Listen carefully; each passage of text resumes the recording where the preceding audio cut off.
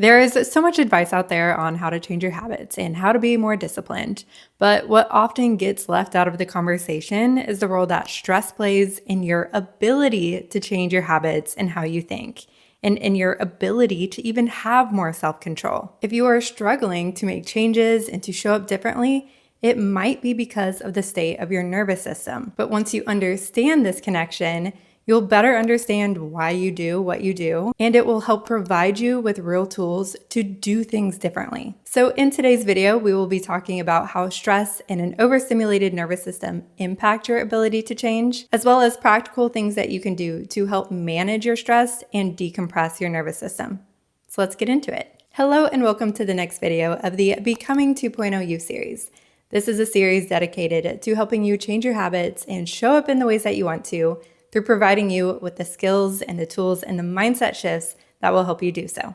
So if that is something you are interested in, make sure to subscribe and stick around. When you are stressed, overstimulated, or overwhelmed, your body is in a heightened sympathetic nervous system state, or what a lot of us know as fight or flight, or maybe even survival mode. And when we are in that stressed or sympathetic state, it is harder for us to change what we do, for us to show up differently, and for us to even think differently, which is actually such an important part of changing what we do. And there are a few reasons for this. So one, when you are stressed, you're more likely to operate on autopilot mode. And when we're in that mode, your brain is more likely to default to whatever your typical habits and patterns are. You're more likely to do whatever you're just more used to doing, maybe even without realizing it until you've already done it. And then on top of that, stress tends to put us in a more heightened emotional state.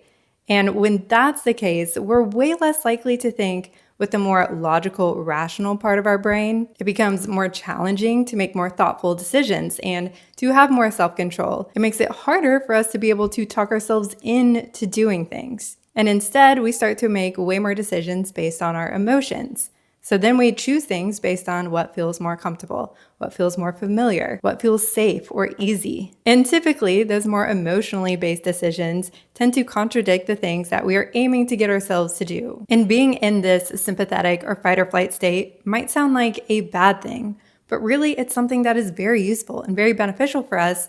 But we were meant to only really get stressed in short bursts. However, in today's world, most of us tend to be living in this low-grade chronic stress state and in this heightened nervous system state because we are living in such a fast-paced society and in a society that really values productivity over almost anything. And we are surrounded by distractions and stimulation. And most of us really are not living in a way that really helps keep our nervous system in a calmer state. And this really impacts our ability to change and do things differently. It impacts our ability to change our habits, to keep some of the promises that we make to ourselves, to change our identity, to change our mindset. And I just want to point out that just because you are stressed, or maybe you know that you are in that heightened nervous system state, does not mean that you cannot change your habits. I feel like so often on the internet, just because it grabs way more attention, people tend to talk in absolutes. Oh, if you don't do this, then you can't do this. If you don't do this, then you will never do this. And that's not true. We don't operate in absolutes. So it's not at all that you can't change if you are in a stressed place. It just will be more challenging. Changing what you do and how you think is just going to be easier when you are in a calmer state. Now, just simply being aware that this is a thing and that this is something that might be affecting what you do can be extremely helpful because then you can start to notice when that's starting to play out in your life. And when you have more awareness of that and are able to notice that, that's when you can pause and choose to do something differently. You can notice yourself starting to play out a certain habit or pattern and choose to do something different. When you are busy or stressed or overwhelmed, of course, you're going to want to default to doing whatever feels comfortable or familiar. That's just human nature. But I have found when you understand why you're doing that, why you're leaning toward that, it becomes easier to actually push yourself into doing what feels more uncomfortable, to do the things that align with your goals or who you want to be.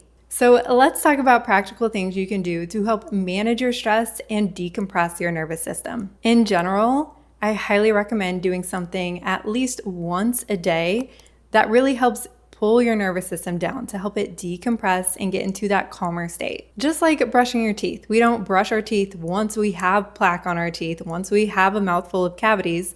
We brush our teeth every single day to help prevent those things. And this is really the same. You don't want to do these things once you're already really revved up or really stressed out. You want to help relax your system every single day so that you have just a calmer baseline. The first tool is breathing. And I know that sounds cliche, it sounds generic, but truly, deep breathing is one of the best things that you can do to really help bring your system into that calmer, more parasympathetic state. And this does not have to be anything crazy.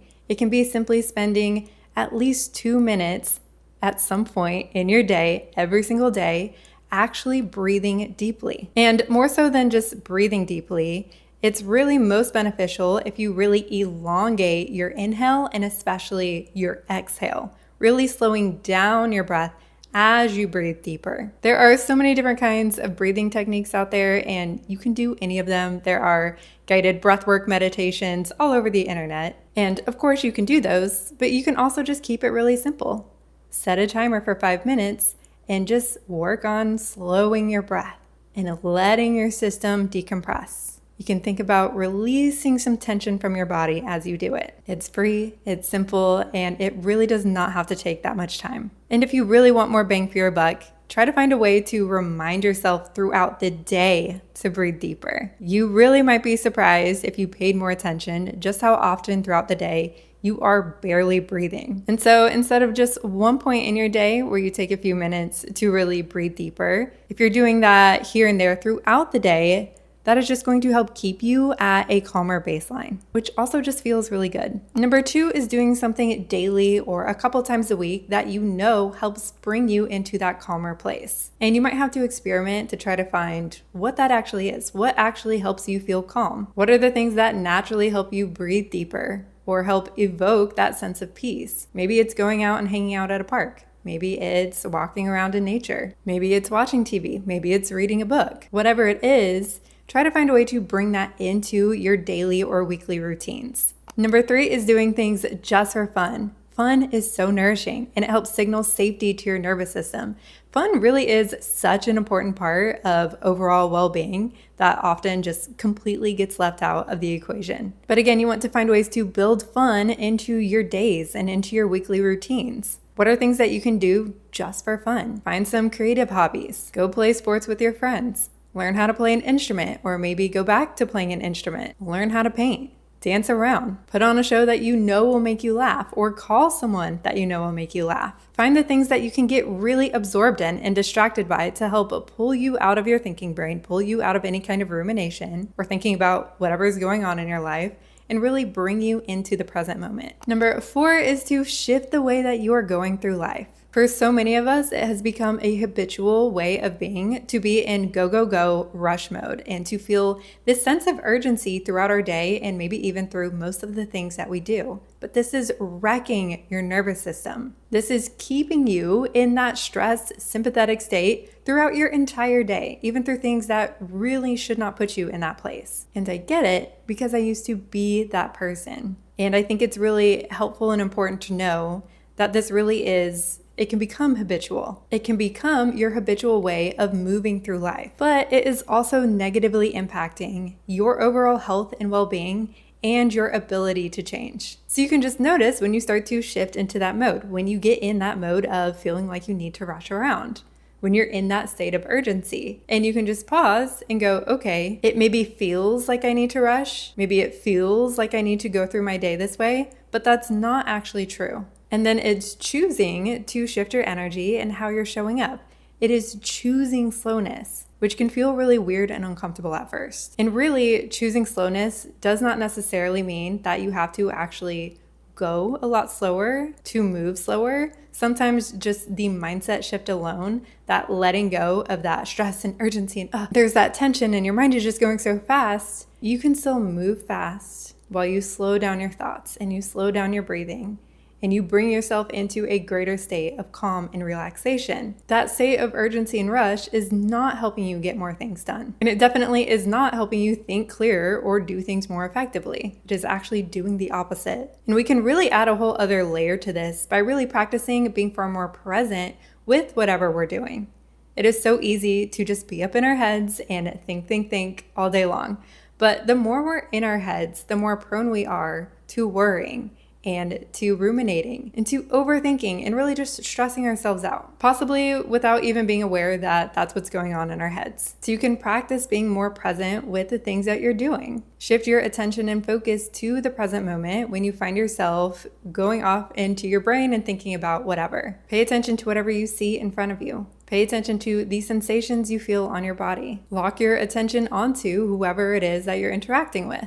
And then we can also add in another layer of how can I bring more joy and fun and playfulness to the things that I do. With everything that we do, we can come at it and go about it from this place of, okay, I have to do this. I just have to make myself do this thing. It feels like a chore. I really don't want to do it. Or we just get into this like robot productivity mode with it. Or we can approach things with a sense of playfulness and fun and find a way to bring more joy to it. And we can do that with anything in our lives. As crazy as that might sound, it really is just a mindset shift away. Instead of just trying to cook everything as fast as you possibly can, how can you slow down and really enjoy that process? When you go to eat your food, how can you slow down your eating and really savor every bite? How can I slow down and actually find a way to enjoy washing these dishes? How can I bring more joy and playfulness into my conversations with others instead of coming at it with any kind of seriousness or stress coming over from other domains in my life? And number 5 is changing the way you think about things. How you think about things impacts the way you feel about them. So you can change how much something is feeling like pressure or a stressor simply by changing the way you think about it. And it's even really beneficial to change how you think about stress itself, because we hear all the time how bad stress is for you and all the negative impacts that it has.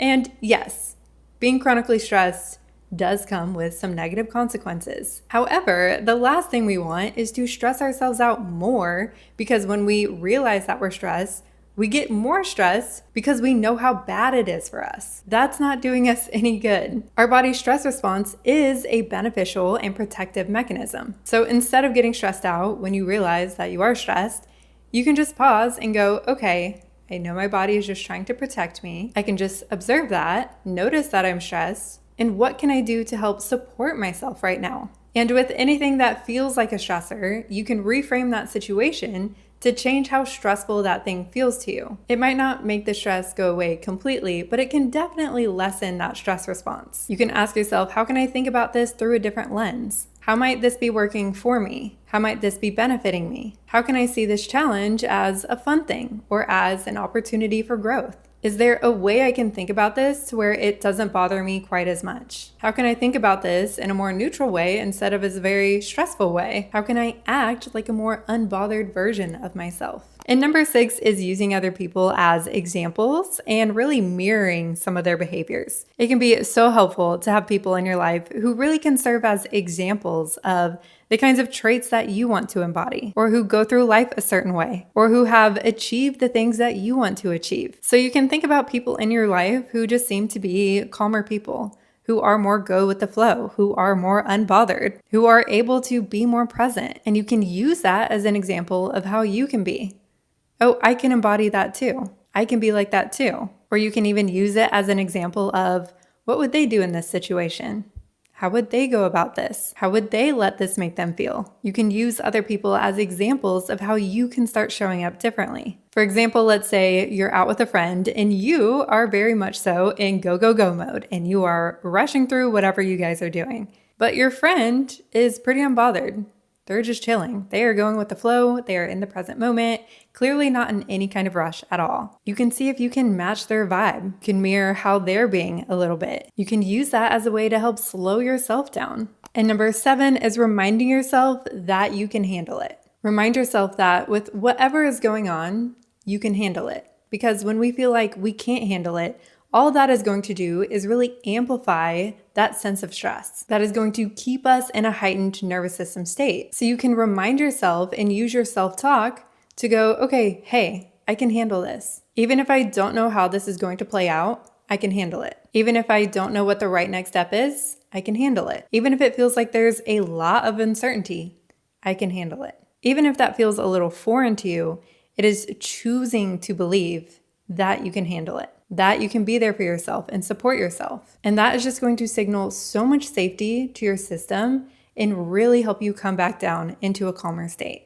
Now, with all that being said, there are a few things I want you to keep in mind. The first is you do not need to do all of these things. I just gave you 7 things, and some of them had extra layers in them. Please do not treat this as an extended to-do list that you have to add to whatever is already going on in your life. Try to breathe a little deeper and then pick one of these other things to do. Now, if you feel like you have the capacity and this is something that you can really prioritize in your life right now, then sure. Add on some of the other layers, do some of the other things, but really just find one thing that you can add into your life, into your current routines, and go from there. Now you have more awareness of these things and you have them in the back of your mind and you can add them into your days and weeks when you can, but they aren't things that you have to do. The second thing is to just notice when your brain says that you do not have time for these things, that you do not have time to spend a few minutes breathing deeply, that you do not have time for fun, that you do not have time to go read a book and decompress. Productivity and busyness is so wired into our systems at this point that of course our brain is going to say that. But that doesn't mean it's true. It doesn't mean we need to listen to it. Because we could actually argue that these things are actually far more important than whatever your brain is saying is more important to do. Whatever your brain is saying that you should be doing instead, which it may not even be telling you what you should be doing instead. It might just be saying, we don't have time for that. And that is such a clear signal that that's such a habitual response. We are not taught to make time for calm and relaxation and fun. And being in this stressed and heightened sympathetic state really does become so habitual. So it takes effort sometimes to really start walking ourselves out of that way of being. But making time for those things and really being in a calmer and more regulated state is going to benefit every area of your life. It's going to be easier to change. You're going to be able to think clearer. You can be more productive. You can be more effective in the things that you do. You can be more creative and innovative. You're less likely to be irritable and more likely to be able to be really present with the people in your life and to bring a good energy in your interactions with them. So actually, no brain. We have to make time for these things. And number 3 is doing things differently and getting out of your patterned ways of being stressed and overstimulated and operating with this sense of urgency is going to be uncomfortable. That is what your brain and body is familiar with. That's what it knows. And our brains love to stick with whatever it's familiar with. So you might notice yourself trying to hold on to those ways of being. You might find yourself believing, oh, this is more beneficial for me to be this way. I need to be rushing around. This is the better way to do things. I need to be stressed about this so I can be more productive. It is so normal and it is to be expected that shifting out of those ways of being is going to be uncomfortable at first. It may not feel like you. It may feel really weird, and that can just be part of the process. So I hope that this has helped you have a better understanding of why you do what you do and of your own behaviors. And I really hope that with that understanding comes more self-compassion. This is a subject matter I have been learning about for years, and it's something that I use in working with clients, and it is something that has made such a massive impact in my own life. So these are tools that I really genuinely believe in, and so I hope you got some value out of them. If you enjoyed this video, if you got some kind of value out of it, please let me know by giving it a like or commenting below. It really is so helpful. And if you are someone who knows you want to change how you show up in the world and change your habits and live more intentionally and become a 2.0 version of yourself, make sure to subscribe and stick around and be a part of this community. Thank you guys so much for being here. Have a wonderful day, and I will see you in the next one. Bye.